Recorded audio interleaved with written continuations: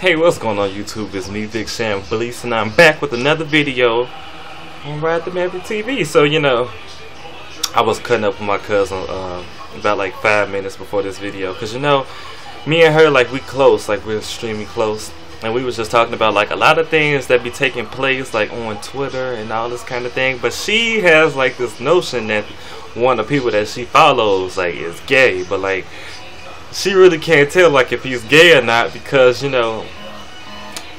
don't know, I guess he's just not the typical gay person on Twitter. So like, but a lot of things that he tweets about like are very suspect.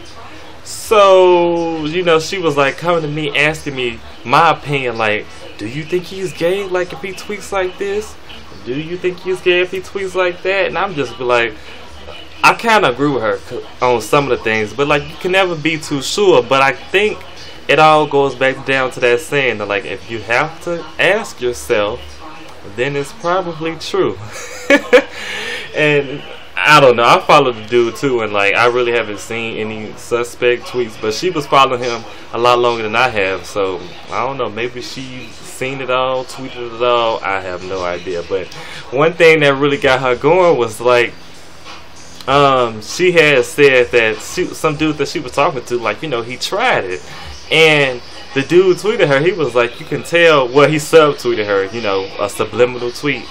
He said, you can always tell when a straight girl hangs around gays, I think by the way they talk or something. And she was like, how? Because she called him to the subtweet. She was like, how? And he didn't say anything back. And she asked me, she was like, well, how would he know about gay vernacular? That's a good question. I wouldn't know. And I guess she wouldn't know either. But it's all whatever. I guess she'll get the gumption to ask him his sexual preference later on in life. I don't know when, but that ain't what I came here to talk about today. I came to talk about this Whitney Houston remake. Now, ever since she died, there's been talks about a Whitney Houston remake, and I would love to see a Whitney Houston remake, but I want it to be done the right way. Like, when you do these remakes, you have to be careful. Like, you have to do it the right way, because like you don't get another chance. Like, Notorious was bullshit. Like, it was just not good.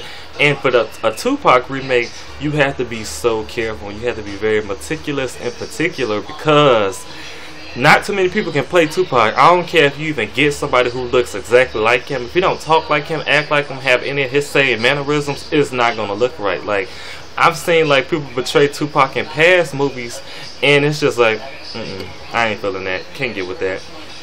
So you have to be careful. People was like pitching all these dumb ass actresses and people to play Whitney Houston, like Jennifer Hudson, Rihanna, Angela Bassett. Back to Jennifer Hudson, like, really? Jordan Sparks, Michelle Williams. I love Michelle Williams though, and I love Angela Bassett. But you have to think, when you go to these, when you do these, I think they're really trying to go off like who looks. I don't even know, because some people like, okay, I maybe can see that. Maybe Rihanna, because like that same hair shape, but like she looks nothing like Whitney. And on top of that, Michelle Williams looked nothing like Whitney either. Like, I was watching the Scorpion show, and they were saying they could see Michelle Williams because they know Michelle Williams. But you have to look at it from everybody else's point of view. Like, we can't see that because she's light-skinned. She's bony as hell. She looks nothing like Whitney Houston at all. So I wouldn't want to see that. Like, I think they, from what I've seen, basically, in the actresses of today, they're going to have to get an unknown actress. Like, somebody saying Angela Bassett, and I love Angela Bassett, but you have to get somebody young enough to play the young Whitney and old enough to play the old Whitney. And right now, I don't see nobody who fits that criteria to play Whitney. But I feel like it's kind of too soon. Like, her death is still fresh. Like, I'm not even completely over the fact that she's died. Like, it's been damn near, what, 11 years since Aaliyah died, and I'm still like, when I see her performances, it's like, man, I still can't even believe she's gone. So I feel the same way about Whitney Houston. Like, I'm just not ready yet. But I think it'll be great, but they have to be real. They have to be, I cannot stress this enough, they have to be very meticulous in particular with how they do the movie. Like, it has to be grand, because if it's not, you don't get another chance. Like, I really don't see a lot of big budget autobiographies on the same person. It's like you get one shot. If you fuck that up, that's it. And I don't want this to be a fuck up. Notorious, that was enough. Don't give us no more of them. Just be particular with this fucking movie. With that being said, Bobby Christina gets everything from Whitney. Her whole, what is it called? I would just say inheritance. She inherits everything Whitney Houston left Bobby Christina from everything in her will. What was funny to me was that, you know, she mentioned Bobby Brown, but she didn't leave that bitch shit. Obviously, he don't even know what to do when he has money. Like, look at his teeth. Like, you old as fuck and your teeth are still fucked up. And as a result, from your fucked up teeth genes, you got Bobby Christina looking like your ass. If I was Bobby Christina, if I was Whitney Houston, I would have been got Bobby Christina's teeth fixed. I would have got her teeth fixed when Bobby Brown started fucking up and started being abusive to Whitney, because I don't want to see my daughter and be like looking at a spitting image of his ass. I would have been had her shit fixed. Hopefully when she gets this money, that shit will be fixed, because I don't want to see that shit no more. That being said, I feel like Bobby Brown, he don't deserve nothing from Whitney's will. He's been living off her money for like the longest. Bitch, you back with New Edition, collect some coins off of that, but you ain't collecting shit from Whitney's will, obviously. And I'm glad that Whitney, or whoever advised her, or she did it herself, is gonna give Bobby Christina the all the money in installments.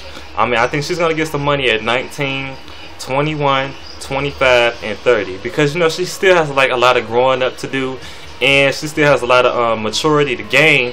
And the last thing you want to do is give like a teenager. I think she's actually younger than I am too. But the last thing you want to do is get like a bunch of money, especially like at this time. She'll probably blow that money on shit she don't need, don't want.